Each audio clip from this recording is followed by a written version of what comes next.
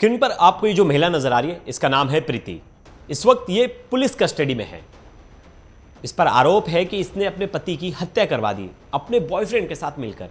बस इतना ही नहीं, अपने पति की हत्या करवाने के बाद उसको 3 टुकड़ों में काट दिया।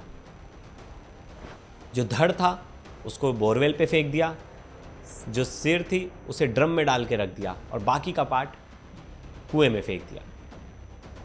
इसके बाद इसे लगा कि ये बच जाएगी और ये बड़े आराम से अपने घर आ गई। लेकिन इस बीच गांव के ही एक शख्स ने धड़ देख लिया। धड़ देखने के बाद उसने शोर मचाया और पुलिस आ गई। पुलिस ने जब मामले की जांच की तो पता चला कि इसकी पत्नी नाबालिग थी जब इसकी शादी हुई थी, लेकिन उस समय पे इसकी विदाई नहीं हुई क्योंकि घर वाले वेट कर रहे थे कि ये बालिग हो जाएगी तब इसकी विदाई करेंगे। उस बीच इसके गांव के ही एक लड़के के साथ अफेयर हो जाता है।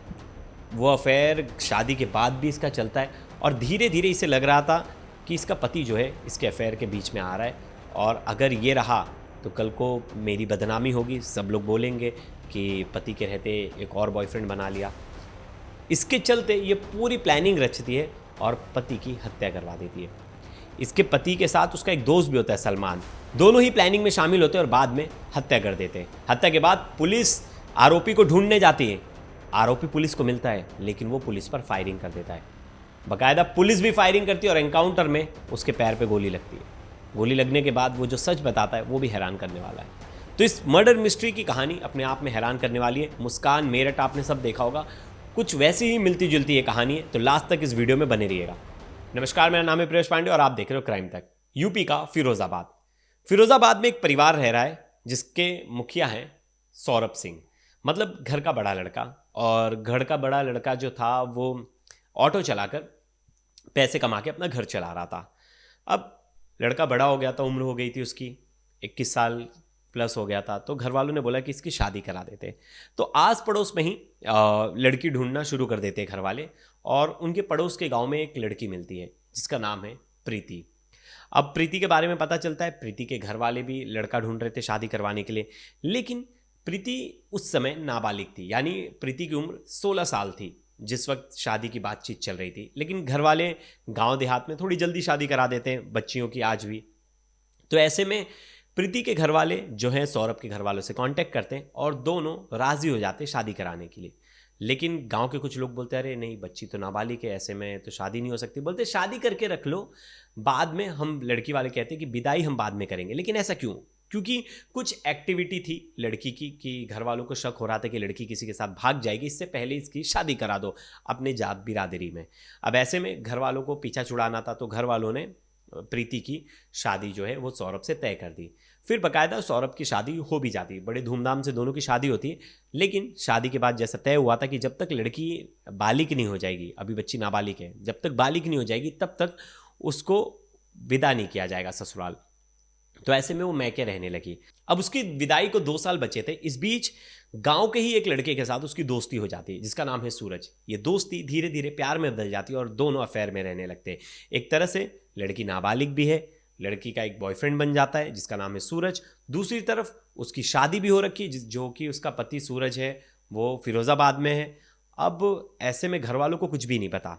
लड़की 2 साल का समय बीत जाता है और लड़की के घर वाले लड़की को फोर्स करते कि अब तुम्हें ससुराल जाना पड़ेगा। लड़की पहले मना करती है लेकिन फिर भी लड़की के घर वाले नहीं मानते और सौरभ के घर भेज देते। सौरभ प्रीति को लेकर आता है और दोनों बड़े शुरुआत में बड़े प्यार मोहब्बत से रहते और थोड़े दिन तक सब कुछ सही चल रहा था। फिर कुछ टाइम बाद दोनों में थोड़ी छोटी मोटी चीज़ों को लेकर लड़ाइयाँ शुरू हो गई। अब समय बीत गया था और इनको एक बेटा भी हो गया था। बेटा होने के बाद इनकी लड़ाई और बढ़ गई थी। बिजी रहना, मोबाइल फ़ोन पे किसी से बात कहना, कुछ बात करना और कभी कभी कोई चीज़ें छुपाना, डिलीट करना फ़ोन में से। तो सौरभ को कहीं ना कहीं शक हो रहा था कि कुछ ना कुछ उनकी पत्नी जो है छुपा रही है। इस बीच दोनों की लड़ाई होने लगती थी, मारपीट तक नौबत आ गई थी, दोनों के बीच में मारपीट होने लगा। अब ऐसे में जो लड़की थी वो सौरभ का घर छोड़कर अपने मैके चली गई और उसने सौरभ पर आरोप लगाया दहेज उत्पीड़न का। उसने दहेज उत्पीड़न का केस भी दर्ज कराया सौरभ के खिलाफ। सौरभ का ये मामला कुछ दिन पंचायत में चला और 2 साल तक जो लड़की है वो वापस मैके रही। अब घर वालों ने समझौता करा दिया। इस बीच वो वापस से अपने गांव का जो उसका बॉयफ्रेंड था उसके साथ वो मिलती जुलती थी, उसके साथ रहती थी। अब ऐसे में जब वो गांव वालों ने समझौता करा दिया तो लड़की को वापस से अपने ससुराल आना पड़ा। अब वो और उसका बॉयफ्रेंड दोनों प्लान करने लगे कि अरे यार अब तो तुम फिर चलेगी, अब किस बहाने से तुम आओगी, तुमने तो केस भी कर दिया था दहेज उत्पीड़न का, उसमें भी गांव वालों ने सुलह करा दिया और लड़के वालों ने कहा कि हमें कोई दहेज नहीं चाहिए, फिर अब किस केस में तुम इसे फंसाओगी या क्या करोगी जिसकी वजह से वापस जाए। तो वो बोली कि अब तो बहुत मुश्किल है, अगर अब मैं कुछ भी आरोप लगाऊंगी अपने पति पे तो कहीं ना कहीं लोग मुझ पर ही शक करेंगे और कहीं ना कहीं लोग मुझे ही दोषी ठहराएंगे। ऐसा करते हैं कि इसको रास्ते से ही हटा देते हैं। औरत ही प्लानिंग करती है, मतलब सोचिए उसकी पत्नी, अब उनका जो बच्चा है वो 1.5 साल का हो चुका है। अब ऐसे में सूरज जो है उसका बॉयफ्रेंड, वो बोलता है ठीक है तुम जैसा सही समझोगी मैं तुम्हारी हर चीज़ों में साथ हूँ। अब लेकिन बोलती नहीं, तुम अकेले उसकी हत्या नहीं कर सकते, वो हट्टा कट्टा है और तुमसे ज़्यादा बॉडी बिल्डर है, तो तुम्हें किसी अपने दोस्त को अपने साथ लो और मैं तुम्हें जिस दिन बताऊंगी उस दिन तुम जाना और तुम इसकी हत्या कर देना और इसको 3 टुकड़े में काट देना कि किसी को इसकी बॉडी ना मिले तो कोई समझ भी ना पाए किसकी डेड बॉडी। और गांव देहात में वैसे भी पुलिस उतनी एक्टिव नहीं होती, इसके मन में ये ख्याल था। अब ऐसे में सब कुछ डिसाइड हो जाता, वेट करते हैं कि किस दिन घर वाले बाहर जा रहे हैं सौरभ के, और उसी दिन सौरभ जाता है ट्यूबवेल पे दोपहर में सोने के लिए, मतलब जिस दिन उसके घर वाले बाहर चले जाते हैं।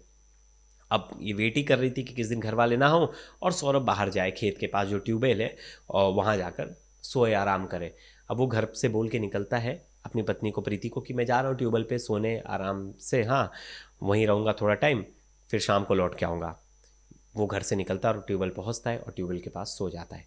इस बीच पत्नी जो है अपने बॉयफ्रेंड सूरज को कॉल करती है और कॉल करके बताती है कि जो उसका पति है ट्यूबवेल के पास गया है सोने, उसकी लोकेशन देती है और बोलती है कि ज़िंदा नहीं बचना चाहिए। ऐसे में जो उसका बॉयफ्रेंड है सूरज अपने एक दोस्त को साथ में लेता है जिसका नाम है सलमान और पहुंच जाता है ट्यूबवेल के पास। वहाँ देखता है कि वहाँ पहले से उसका जो पति है सोया है, वो इन दोनों को देख के उठ जाता है, लेकिन वो कुछ समझ पाता है, ये दोनों उससे बात करने लगते हैं और अचानक से पीछे से उसके गले पे तौलिया बांध देते और उस तौलिए से उसका गला घोट देते। गमछा जो गांव का पतला वाला गमछा होता है उस गमछे से गला घोट देते।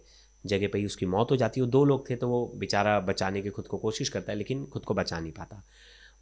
दोनों की मौत हो जाती है। उसके बाद ये दोनों उसको बताते हैं फ़ोन करके कि प्रीति को कि उसको मार दिया। तो प्रीति पूछती है कि तुमने उसके टुकड़े किए कि नहीं, तो बोलते नहीं अभी कर रहे हैं। फिर उसका धड़, उसका सर और उसका पैर तीनों चीज़ अलग करते। बाद में धड़ को जो है ट्यूबवेल के पास फेंक देते, मुंडी जो है वो लेकर जाके ड्रम में छुपा देते हैं, नीले ड्रम में, और जो बाकी का पार्ट है वो खेत के पास फेंक देते। अब ऐसे में इन लोग को लगता है किसी को कुछ पता नहीं चलेगा, कौन पूछेगा, और वो लोग फरार हो जाते हैं। लड़की भी घर पे आराम से रहती है। सुबह अगले दिन गांव के एक शख्स जाते ट्यूबवेल के पास और देखते कि धड़ पड़ा है, शरीर का आधा पार्ट। अब ऐसे में वो गांव वालों को बताते हैं, तुरंत पुलिस बुलाई जाती है। पुलिस मौका वारदात पे पहुंचती है और पोस्टमार्टम के लिए डेड बॉडी को भेज देती है, लेकिन आधा पार्ट अभी भी नहीं मिला है शरीर का। लेकिन शरीर का जो बॉडी स्ट्रक्चर था और उसने जो शर्ट पहना था वो देख के कहीं ना कहीं गाँव के 2-3 लोगों ने पहचान लिया कि ये शायद ये जो है वो सौरभ है। फिर बोलते कि ये तो बता तो उसके घर वाले ही सकते। तब तक अगले दिन सौरभ के घर वाले आ गए थे और सौरभ का जो बड़ा भाई है वो वहाँ पहुँचता है। सौरभ का बड़ा भाई जब डेड बॉडी देखता है वो तुरंत बोलता है कि हाँ ये मेरे भाई की डेड बॉडी है और ये मेरा भाई है। उससे पूछा जाता है तुम्हें किस पर शक है, वो तुरंत बोलता है कि हाँ मुझे मेरी भाभी पर शक है और उसके दोस्तों पर, क्योंकि भाभी से पहले से ही लड़ाई होती आ रही है मेरे भाई की, और एक बार वो अपने मायके भी चली गई थी झूठे आरोप लगा के, जिसके बाद से ही सब कुछ ठीक नहीं चल रहा। अब इस बीच भाभी की लोकेशन देखती है पुलिस। पुलिस भाभी से पूछताछ करती है, मतलब उसकी पत्नी से, तो वो बोलती नहीं मुझे तो कुछ भी पता नहीं, मेरे से तो घर से ये बोल कर गए थे। तो जब उसकी मोबाइल लोकेशन देखते तो देखते हाँ उसकी मोबाइल लोकेशन तो घर की है। कॉल डिटेल्स निकालते तो कॉल डिटेल्स में पता चलता है कि वो सूरज नाम के एक शख्स से बात करती है और सूरज नाम के उसी शख्स से हर दूसरे दिन घंटों घंटों भर बात करती थी।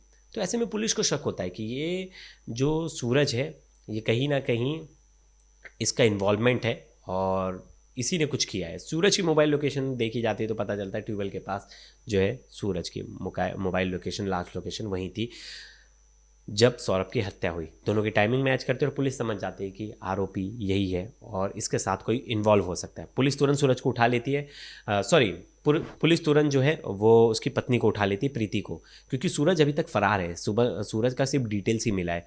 पत्नी को पुलिस अरेस्ट कर लेती है और अरेस्ट करके लेके आती है, पूछताछ करती है, तो जिसमें पत्नी जो है अपना जुर्म कबूल कर लेती है और सूरज के बारे में सब कुछ बता देती है कि उसका बॉयफ्रेंड है और उसने हत्या करके फरार है। पुलिस उसे ढूंढती है, अब पुलिस की एक टीम निकल जाती है सूरज को ढूंढने के लिए, लेकिन सूरज मिलता नहीं। फिर सूरज की एक लोकेशन पता चलती है और सूरज को पुलिस जब ढूंढते ढूंढते वहाँ पहुँचती है तो सूरज के पास पहले से एक कट्टा था और उस कट्टे से वो पुलिस पर वो फायरिंग कर देता है।